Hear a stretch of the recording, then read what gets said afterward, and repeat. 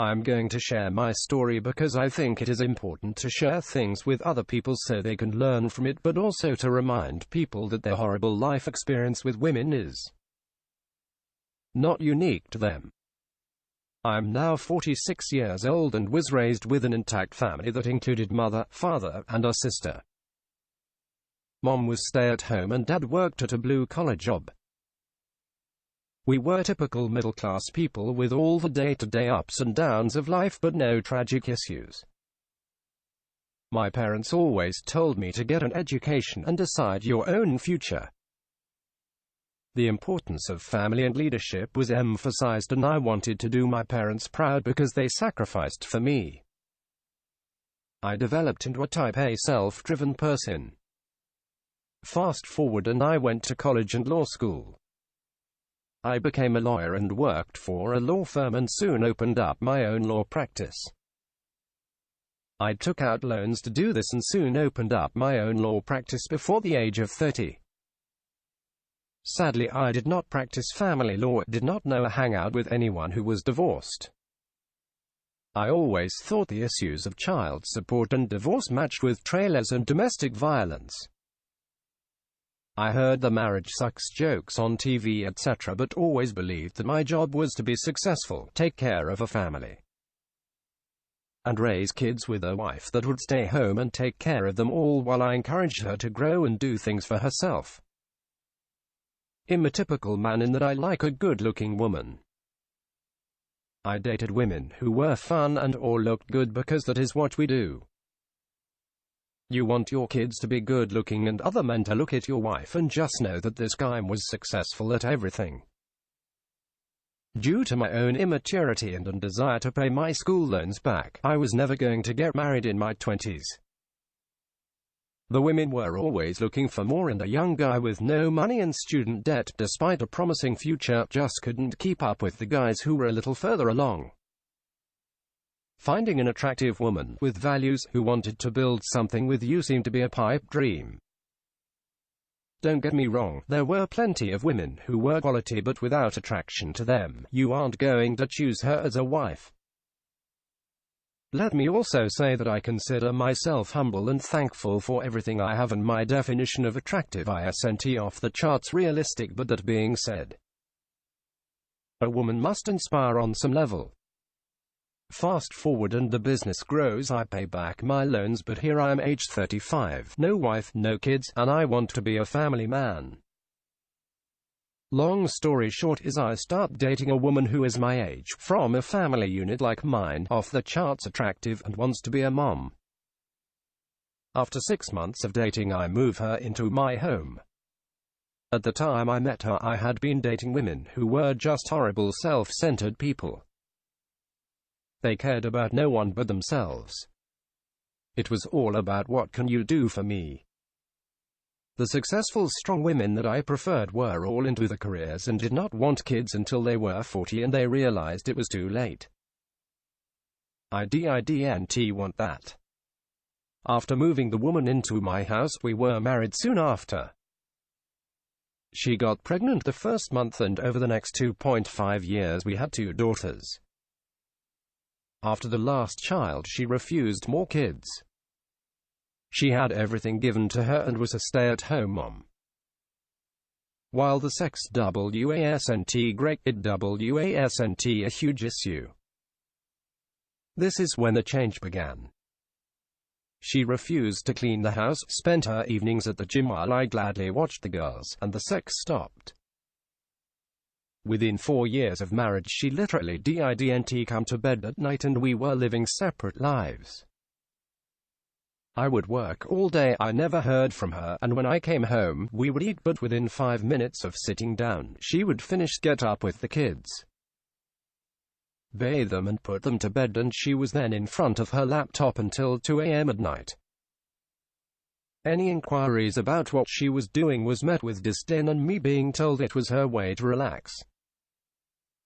Once this scenario began after 4 years of marriage, I was smart enough to know something wasn't right, but here I was, a working guy with a stay-at-home wife and 2 young daughters. I talked to lawyers about divorce and it became clear that getting equal custody of my kids was not likely because the judges in my jurisdiction didn't believe in equal custody when the kids were young and the mom was stay-at-home. I'm sure my wife knew this and she began to slowly try to isolate me from my kids. I knew if I wanted to have an equal opportunity to raise my girls, I had to stay in the home for a while, bond with them and see what could happen. The last thing I wanted was a divorce, but I was not basically living with someone who would talk to me, refused sex, and ran up the credit card every month while I saved every dime I made. Over time it got worse and I wondered why my wife would be up until 2 a.m. every night on a computer and not be able to keep even a slightly clean house. My personal stuff began to be destroyed and the disrespect was off the charts. I'm not some asshole who expects my wife to be this perfect person and bow down to me, but when I'm out earning so she can be a stay-at-home mom, you should communicate, have sex on occasion, and keep the house clean. It was even more frustrating as everything in the home was mine because I owned and decorated it before she moved in. Finally, after 8 years in, the last 4 being barely roommates with all the bills paid by me, I told her I wanted a divorce. I did this after first agreeing to counseling. It was horrible and I quit after 2 sessions as it was hate the man. 101 men don't ever go to counseling because if you do it's because your marriage is already shot and that just reminds you of it, while some self-righteous person slowly removes you from your wallet, and just seeing her blame me for all the lack of communication. This is where I made mistakes but also got lucky, which helped me get equal custody of my kids. Once I told her I wanted a divorce, she said we weren't ready yet and I didn't want one, but I held firm and told her how I felt. We now had to decide who would move and who would stay in the home. Remember, this is a home I had before I met her that I took care of and then watched her destroy it once she moved in. We both lawyered up and the demands from her lawyer were insane. Tons of child spousal support, with me being allowed to see my girls 2 overnights per month. I was livid as I was a good dad, an earner, and she had nothing on me regarding violence, drinking, or financial mismanagement. The money saved was huge. Needless to say, this caused huge tension. I was now up to speed on divorce laws and it seemed I stood to lose everything I worked for, plus have to pay her to sit on her ass and rarely see my kids. She knew it as well and slowly began to isolate me from my girls and made it clear I would see them rarely, if at all. I soon realized that I needed to leave the home. She knew if I stayed the assets were continuing to increase and she could spend freely and live the leisure life while my anger continued to grow. I learned if she made it to 10 years marriage she would get my social security once I dropped dead from stress and anger at age 50. This is where I was headed due to my high-stress job and anger at wife over the deception she was making me live day to day. This is where it gets better. While we stayed in the home not speaking but clearly going to divorce, her behavior got even more bizarre. She started pushing my buttons, trying to provoke anger and violence. We had never argued or yelled during our time married. Long story short is one morning I walked into the kitchen and tripped over a mess that our fancy dining room had become because she used it to stack stuff like a hoarder. As I picked myself up off the ground, I appended a tiny basket and I found a handheld recording device. It turns out she had been taping our conversations and interactions in the home for months, trying to provoke me into violence to get me out of my own home. Once the realization of this betrayal sunk in, I started making plans to leave the home before I did get violent, and she destroyed or stole more of my personal stuff. Once I told her I wanted a divorce, lots of my personal stuff started disappearing. It wasn't overly valuable stuff, but it was personal to me. I soon realized I had no pictures of my kids. While I was at work, the kids and mom went on playdates and she had pictures of the kids since birth. I found 2 flash drives on the table near her laptop and took them one evening while she was at the gym, and thinking they were pictures, I went to copy them. I soon found out what she was likely doing late at night and all day while I was at work earning. The flash drive did not contain pictures but instead massive volumes of sex writings where Harry Potter characters were having graphic sex with each other, and characters made up by my wife. Some named after our 2 daughters. I was heartbroken. Instead of being a wife, she spent her days and nights writing porn fantasies with Hogwarts and other freaky stuff. The flash drives contained 10,000 pages, no exaggeration, of this crap writing written the last 2 years of our marriage. I'm sure there was more, but this was all I found. I did not tell her I found her recording device or porn drives, but she knew, and it was fun watching her panic in the house wondering where they were. Here was this perfect soccer mom who showed no interest in sex with me, wondering what I knew about her secrets. I soon moved out without telling her. I had buddies and a moving truck show up at the house one morning to move out my stuff I had before I met her from my house I had before I met her. She called the sheriff and they allowed her to decide what I left with. Think about the emotional damage of leaving a home you owned before you met her and having a local yokel tell you can't have your pre-marriage property. Total nightmare. People ask, why do you leave your own home?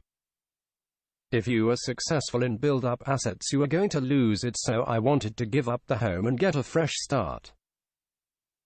I was not abandoning my family, as I bought another house soon after leaving, right around the corner, in prep for the custody battle. Over the next year I was dictated to, and I could see my girls until we could get a court date for custody. The emotional trauma was off the charts, as I continued to have to work while she didn't work, and did all she could to empty the bank accounts before I left. Despite having volumes of porn written by this perfect woman, my own lawyer told me I wasn't likely to get equal custody of my girls, and every other weekend was the likely result. 4 days a month is not being an equal parent. Wife forced me to trial and thousands of dollars spent. I didn't behave perfect in court, as I watched her lawyers argue I shouldn't have equal custody because I was hardworking and successful. My ex at age 40 was middle-aged and couldn't work according to them. She had a 4-year college degree, a job when I met her that she quit soon after meeting me. If I had written all the porn with my kids' names in it, I would have gotten supervised visits. The double standard in family court is insane, and the lawyers were shocked that I got equal custody. In my mind, the wife was lucky to get equal custody. The judge just couldn't get past the porn with her own kids' names in it. To summarize the divorce, it was a different story. I got taken to the cleaners, and in addition to losing tons of assets, I have to pay her a ton a month in spousal support and child support. She sits in a paid-for home with no car payment and does not work. My job has gotten harder and less profitable, and I am basically a slave, barely paying my own bills, while she tries to emotionally destroy her own girls with counseling sessions and ADD testing. The bottom line is, a woman can do anything she wants once you marry her, and if you don't want to take it, you pay her for the privilege of leaving. That was 3 years ago, and while I have a healthy relationship with my kids, the court system is set up to isolate men from their kids and money. I got lucky to find one of the wife's habits, but I didn't find it all, and she was probably cheating as well, as I watched her guard her pocketbook and phone with her life before I left. I do not speak to my ex and will not since I left. Why would any man want to put themselves in a situation where even after you divorce you are dealing with such crap on a day-to-day basis while you struggle financially? If a man does not have assets, he is at an even worse disadvantage to fight. This is where the MGTOW issue is tough. Most men my age are of a generation where people married and had kids. Yes, there was lots of divorce, but even back then it was rare compared to now. It's easy for me to preach as I am blessed with 2 kids, but if you are a young guy you have a real dilemma. I will never remarry, and women now only really have value for sex. I have never hired a hooker, but that is basically what women have become. Hookers. You pay them money and you might get sex. You treat them nice and they will manipulate you emotionally. Who needs that? If she cannot give you children, why even talk to her? If she can and you want them, you have a real tough time ahead. If you marry her and she does not give them to you, at what point do you leave or move on to minimize the financial hit? If you do get them, at what point is it worth having kids when she will keep them from you and destroy you financially at all turns? This is the modern-day American woman. Self-absorbed and self-entitled, with the full backing of our legal system to do what she wants, even if you do everything a man should do when it comes to working and providing for a family. Because of my belief system given to me by my parents, it took courage to leave a marriage. How bad does it have to be to leave someone when you have young children and don't even have a replacement woman? I left to be alone, and it is better than staying where I was in a dead, stagnant life. You can have all the money in the world, but if you are being emotionally abused and disrespected, on top of being lied to, why stay and be miserable? You can line your coffin with $1,000 bills if you want. I'm mentally healthier now than I ever was. I go places and I do things and I don't answer to a woman. I date on my terms and don't feel slightly bad if I stop talking to a woman soon after I have sex with them. I don't seem to lack women, and they seem to be everywhere, even if they aren't all gorgeous. I'm not getting any younger or better looking. My house is clean and decorated the way I like, and I don't catch crap for it. Where this is really important is how you need to be emotionally strong as you age. It wasn't easy being married 8 years, too bad for her. She didn't make it 10 and then divorcing in my mid-40s, but I see these harpies stick around as long as they can. Divorce a man when he has been married 20 years, on the wrong side of 50, and left broke or stuck with a lifetime of alimony after he has spent his life paying to raise his kids. These women are heartless and use you when you are emotionally vulnerable. If you allow yourself to get locked into a marriage and don't get the right advice, you end up destroyed before you get to enjoy any part of your life. If you want kids, have them young, or flat out tell the woman you won't have them in a marriage relationship. I still wrestle with that, as I was raised to believe in family, yet I watched my dad die of cancer after being married 40 years, getting to enjoy nothing and knowing he stayed because he was from a generation that needed a woman to take care of him. Once you sort out the kids or no kids issue for yourself, hopefully at a young age when you're a broke MGTOW, is the best way to be for a happy, healthy, full life. The stories I read on here break my heart, and I'm mad at myself for failing to be mature enough to get married and have kids young, but in many ways thankful I didn't. Women are horrible creatures and know exactly what they are doing. They kill you without you even knowing it. At least a man who wants to kill me will come right at me and be honest with his intentions. I'm done playing a non-winnable game. I will be stuck with child support for a few more years, but my daughters are going to come live with me full-time soon, as I am teaching them what the mother is doing to them.